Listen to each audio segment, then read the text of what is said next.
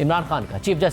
Justice قاضی فائز عیسیٰ کو لکھا گیا خط بھی منظر عام پر آ گیا ہے، جس میں پی ٹی آئی کو الیکشن سے پہلے باقی جماعتوں کے برابر مواقع دینے اور پی ٹی آئی کے رہنماؤں اور کارکنوں کی گرفتاریوں اور گمشدگیوں کو روکنے کی استدعا کی گئی ہے۔ امکان ظاہر کیا جا رہا ہے کہ پی ٹی آئی کی طرف سے کل اس خط کو سپریم کورٹ میں پیش کیا جائے گا۔ خط کے متن کے مطابق گرفتاریاں کرنے اور مقدمات بنانے کا جو اختیار ریاست کو حاصل ہے وہ ایک مقدس اختیار ہے، جسے قانون پر عمل درآمد کو یقینی بنانے اور قانون شکنوں کو سزا دینے کے لیے نیک نیتی کے ساتھ استعمال کیا جانا ہوتا ہے، اور وہ بھی ڈیو پروسیس کے تحت، جو کہ ہر ایک کا بنیادی حق ہے۔ آج گرفتاریوں اور مقدمات بنانے کا یہ اختیار ملک کے سیاسی منظرنامے کو تبدیل کرنے اور انجینئر کرنے کے لیے استعمال کیا جا رہا ہے۔ یہ سب کے سامنے واضح ہے کہ وہ تمام لوگ جو کسی بھی طریقے سے تحریک انصاف سے وابستہ ہیں، انہیں ایک سے زائد اور ایک کے بعد دوسرے مقدمے کے ذریعے ٹارگٹ کیا جا رہا ہے تاکہ انہیں حراست میں ہی رکھا جا سکے۔ خط کے مطابق جنہیں عدالت ایک یا ایک سے زائد کیسز میں ضمانت دیتی ہے، ان پر فوراً ہی مزید کیسز ڈال دیے جاتے ہیں جو بظاہر کئی مہینے پہلے کے واقعات سے متعلق ہوتے ہیں۔ اکثر پی ٹی آئی سے وابستہ افراد پر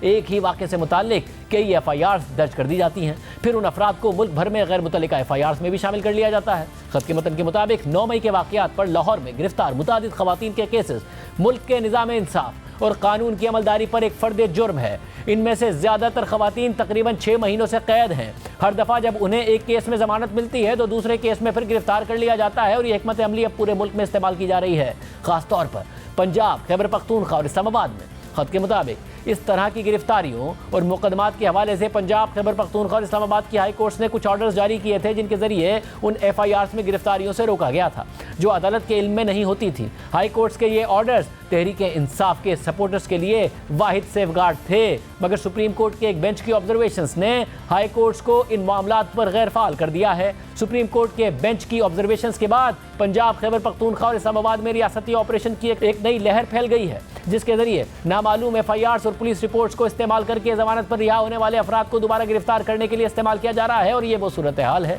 جو سپریم کورٹ کی طرف سے فوری غور اور جوڈیشل نوٹس کا تقاضا کرتی ہے۔ پی ٹی آئی کے خط کے مطابق سپریم کورٹ تحریک انصاف سے وابستہ افراد یا 2018 سے 2022 کے درمیان تحریک انصاف کی حکومت سے منسلک افراد کی گمشدگیوں سے لا علم نہیں رہ سکتی۔ یہ افراد دوبارہ سامنے آئے اور پریس کانفرنسز کیں اور وہی باتیں کیں جو انہیں سکھائی گئی تھیں۔ اس کے علاوہ کچھ دیگر افراد جیسے کہ صحافی عمران ریاض خان کو بھی ایسی ہی مشکل صورتحال سے گزرنا پڑا۔ ان گمشدگیوں اور اغوا کے واقعات نے معاشرے میں ایک خوف پھیلایا ہے۔ اسی صورتحال سے متعلق سینئر قانون دان اعتزاز احسن کی ایک پٹیشن کو سپریم کورٹ کے رجسٹرار نے واپس کر دیا، جو انتہائی تشویش اور پریشانی کی بات ہے۔ خط کے مطابق برائے مہربانی اس خط کو بھی آرٹیکل 184(3) کے تحت ایک اور پٹیشن کے طور پر لیا جائے۔ ان بڑھتی ہوئی گرفتاریوں اور اغوا کے واقعات کو روکنے کے لیے سپریم کورٹ کی مداخلت کے بغیر 8 فروری 2024 کو شفاف انتخابات کا کوئی امکان نہیں ہے۔ اس تاریخ کے اعلان کے بعد سے پی ٹی آئی سے وابستہ سینکڑوں افراد کو نئی ایف آئی آرز یا پہلے سے موجود ایف آئی آرز میں ضمنی بیانات کے ذریعے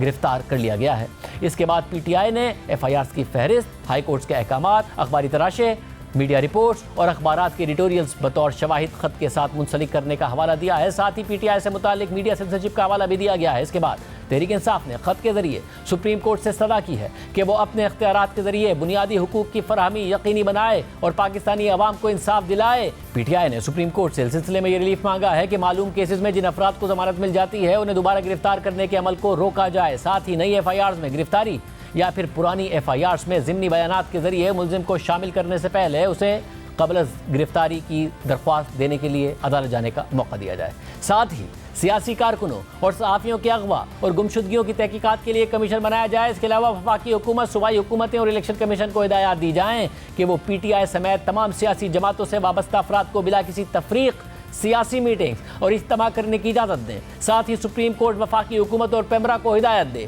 کہ پی ٹی آئی سمیت تمام سیاسی جماعتوں، ان کے لیڈرز اور اراکین کو بلا کسی تفریق اور پابندی کے کوریج کی اجازت دی جائے۔